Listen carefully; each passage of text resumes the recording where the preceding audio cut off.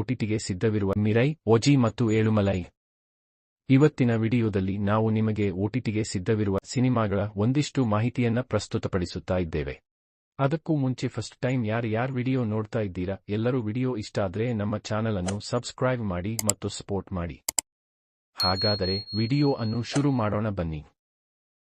ವಿಧಿ ಮತ್ತು ದೈವತ್ವದ ನಡುವಿನ ಸಂಘರ್ಷದ ಪರಿಕಲ್ಪನೆಯ ಮೇಲೆ ರೂಪುಗೊಂಡ ಮಿರೈ ಚಿತ್ರವು ಮಾನವೀಯತೆಗೆ ಸಮತೋಲನ ಮತ್ತು ಭರವಸೆಯನ್ನು ಮರಳಿ ತರಲು ಎಲ್ಲಾ ಪ್ರತಿಕೂಲ ಪರಿಸ್ಥಿತಿಗಳ ವಿರುದ್ಧ ಹೋರಾಡುವ ಒಬ್ಬ ಯೋಧನ ಪ್ರೇರಣಾದಾಯಕ ಚರಿತ್ರೆಯನ್ನು ರೂಪಿಸುತ್ತದೆ.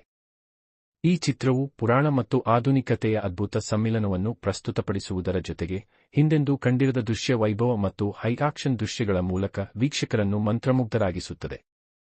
ಪ್ಯಾನ್ ಇಂಡಿಯನ್ ಸಿನೆಮಾ ವಲಯದಲ್ಲಿ ಬಹುನಿರೀಕ್ಷಿತ ಭವ್ಯ ಫ್ಯಾಂಟಸಿ ಆಕ್ಷನ್ ಚಿತ್ರ ಮಿರೈ ಅಕ್ಟೋಬರ್ 10 ರಂದು ಜಿಯೋ ಹಾಟ್‌ಸ್ಟಾರ್‌ನಲ್ಲಿ ಡಿಜಿಟಲ್ ಪ್ರೀಮಿಯರ್ ಆಗಲಿದೆ.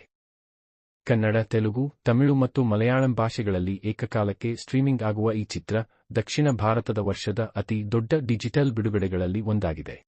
Next movie OG. Pavan Kalyan ಅವರ ಓಜಿ ಚಿತ್ರವು ಚಿತ್ರಮಂದಿರಗಳಲ್ಲಿ ಪ್ರದರ್ಶನಗೊಳ್ಳುತ್ತಲೇ ಇದೆ. ಸಾಹೋ ಖ್ಯಾತಿಯ ಸುಜೀತ್ ನಿರ್ದೇಶನದ ಈ ಚಿತ್ರ ಸೆಪ್ಟೆಂಬರ್ 25 ರಂದು ಬಿಡುಗಡೆಯಾಯಿತು. ಇತ್ತೀಚಿನ ವರದಿಗಳನ್ನು ನಂಬುವುದಾದರೆ ಓಜಿ ಅಕ್ಟೋಬರ್ 23, 2025 ರಿಂದ ಓಟಿಟಿನಲ್ಲಿ ಸ್ಟ್ರೀಮಿಂಗ್ ಪ್ರಾರಂಭಿಸುವ ಸಾಧ್ಯತೆಯಿದೆ. ನೆಟ್ಫ್ಲಿಕ್ಸ್ನಲ್ಲಿ ಲಭ್ಯವಿರುತ್ತದೆ. ಆದಾಗ್ಯೂ ತಯಾರಕರು ಚಿತ್ರಕ್ಕೆ ಅಧಿಕೃತ ಓಟಿಟಿಗೆ ಬಿಡುಗಡೆ ದಿನಾಂಕವನ್ನು ಇನ್ನೂ ಘೋಷಿಸಿಲ್ಲ.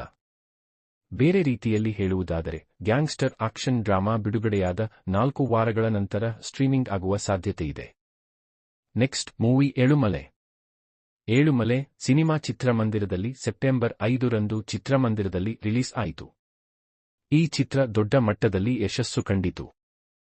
ತರುಣ್ ಸುಧೀರ್ ಅವರು ಈ ಚಿತ್ರವನ್ನು ನಿರ್ಮಾಣ ಮಾಡುವ ಜವಾಬ್ದಾರಿ ತೆಗೆದುಕೊಂಡಿದ್ದರು. ಈಗ ಸಿನಿಮಾ ಓಟಿಟಿಯಲ್ಲಿ ಬರಲು ಸಿದ್ಧವಾಗಿದೆ. G5 ಓಟಿಟಿ ಮೂಲಕ ಸಿನಿಮಾ ರಿಲೀಸ್ ಆಗಲಿದೆ ಎಂಬ ಮಾಹಿತಿಯನ್ನು ವಾಹಿನಿಯವರ ಕಡೆಯಿಂದ ಸಿಕ್ಕಿದೆ ಎಂಬುದು ವಿಶೇಷ. ಈ ವರ್ಷದ ಬ್ಲಾಕ್ ಬಸ್ಟರ್ ಹಿಟ್ ಮತ್ತು romantic thriller cinema Yelumale October 17 ರಂದು ನಿಮ್ಮ ಕನ್ನಡ G5ನಲ್ಲಿ ಪ್ರಸಾರ ಆಗಲಿದೆ ಎಂದು ಜಿ ಕನ್ನಡ ಮಾಹಿತಿ ನೀಡಿದೆ.